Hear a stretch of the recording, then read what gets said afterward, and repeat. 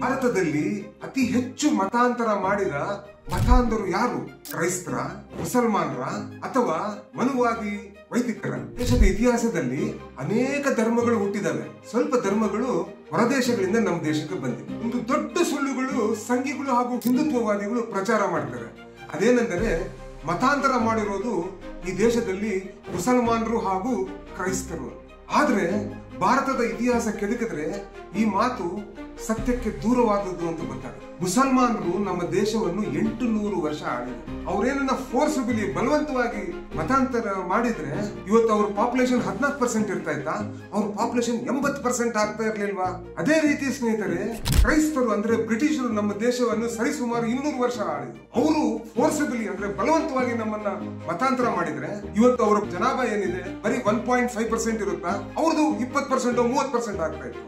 ಅದಕ್ಕೆ ಹೇಳೋದು, ಮುಸಲ್ಮಾನರು ಕ್ರೈಸ್ತರು ಈ ದೇಶದಲ್ಲಿ ಬಲವಂತದ ಮತಾಂತರ ಮಾಡಿರೋದು ಸತ್ಯಕ್ಕೆ ದೂರವಾದ ಮಾತು ಅಂತ. ಹಾಗಾದ್ರೆ ಭಾರತ ದೇಶದಲ್ಲಿ ಅತಿ ಹೆಚ್ಚು ಮತಾಂತರ ಮಾಡಿರೋದು ಯಾರು ಗೊತ್ತಾ? ಇದೇ ಹಿಂದುತ್ವವಾದಿಗಳು, ಇದೇ RSSಗಳು, ಇದೇ ಮನುವಾದಿಗಳು, ಇದೇ ಇವತ್ತು ಯಾರು ಎಲ್ಲ ದೇಶದಲ್ಲಿ ಬೆಂಕಿ ಹಚ್ತಾರಲ್ವಾ, ಇವರೇ ನಮ್ಮ ದೇಶದಲ್ಲಿ ಅತಿ ಹೆಚ್ಚು ಮತಾಂತರ ಮಾಡಿರೋದು. ಒಂದು ಕಾಲದಲ್ಲಿ ವೈದಿಕ ಸಂಪ್ರದಾಯ ಜಾಸ್ತಿ ಇತ್ತು, ಅಂದ್ರೆ ವೇದಿಕೆ ಏಜ್ ಅಂತೀವಲ್ವಾ. ಈ ವೈದಿಕ ಹಾಗೂ ವೇದಿಕ ಸಂಪ್ರದಾಯ ಸಮಾಜದಲ್ಲಿ ಮೇಲು ಕೀಳು ಅನ್ನು ಹುಟ್ಟಿಸಿತು. ಇದರ ವಿರುದ್ಧನೇ ಜೈನ ಧರ್ಮ ಹಾಗೂ ಬುದ್ಧ ಧರ್ಮ ನಮ್ಮ ದೇಶದಲ್ಲಿ ಹುಟ್ಟಿರೋದು. ಕ್ರಿಸ್ತಪೂರ್ವ 3ನೇ ಶತಮಾನದಿಂದ ಸರಿಸುಮಾರು ಕ್ರಿಸ್ತಶಕ 6ರಿಂದ 7ನೇ ಶತಮಾನವರೆಗೂ ಭಾರತ ದೇಶದಲ್ಲಿ ನಮ್ಮ ಪ್ರಾಚೀನ ಧರ್ಮಗಳಾದ ಜೈನ ಹಾಗೂ ಬೌದ್ಧ ಧರ್ಮಗಳು ಬಹಳಷ್ಟು ರಾರಾಜಿಸ್ತಾ ಇದ್ವು ಈ ದೇಶ. ಬಹುಸಂಖ್ಯಾತರ ಭಾರತೀಯರ ಧರ್ಮವಾದ ಬೌದ್ಧ ಧರ್ಮವನ್ನು ನಶಿಸಿದ್ದು ಪುಷ್ಯಮಿತ್ರ ಸಿಂಗ ಅಂತ ಒಬ್ಬ ಬ್ರಾಹ್ಮಣ ರಾಜ ಬಂದ. ಲಾಸ್ಟ್ ಮೌರ್ಯನ್ ಎಂಪರ್ ಆದ ಬೃಹದ್ರಥನನ್ನು ಒಂದು ಈ ಬ್ರಾಹ್ಮಣ ಪುಷ್ಯಮಿತ್ರ ಶುಂಗ ಡೈನಾಸ್ಟಿನ ಸ್ಟಾರ್ಟ್ ಮಾಡ್ತಾರೆ. ಪುಷ್ಯಮಿತ್ರ ಶುಂಗ ಬಂದ್ಮೇಲೆ ರಿವೈವಲ್ ಆಫ್ ವೈದಿಕಿಸಂ ನಡೀತದೆ.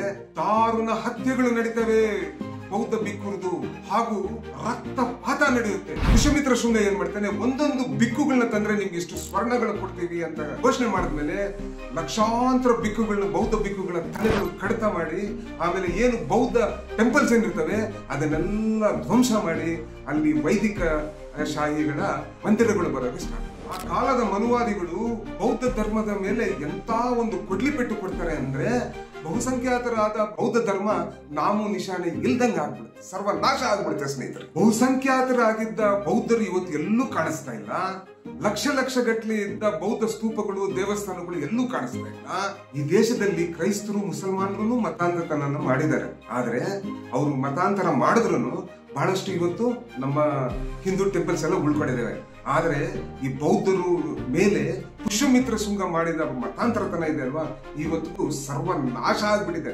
ಕಲ್ಚರಲ್ ಇನ್ವೇಷನ್ ಆಗಿದೆ, ಜೆನೋಸೈಡ್ ಆಗಿದೆ. ಬೌದ್ಧರನ್ನು ಹಾಗೂ ಬೌದ್ಧ ಧರ್ಮವನ್ನು ನರಮೇಧ ಮಾಡಿ, ರಕ್ತಪಾತ ಮಾಡಿ, ಅದನ್ನ ನಾವು ನಿದರ್ಶನ ಇಲ್ಲದೆ ಮಾಡಿರುವ ಈ ಮನುವಾದಿಗಳೇ ಭಾರತ ದೇಶದ ಅತಿ ದೊಡ್ಡ ಮತಾಂಧರು ಹಾಗೂ ಮತಾಂತರ ಮಾಡದವರು ಅಂತ ಹೇಳ್ತೀನಿ ಸ್ನೇಹಿತರೆ.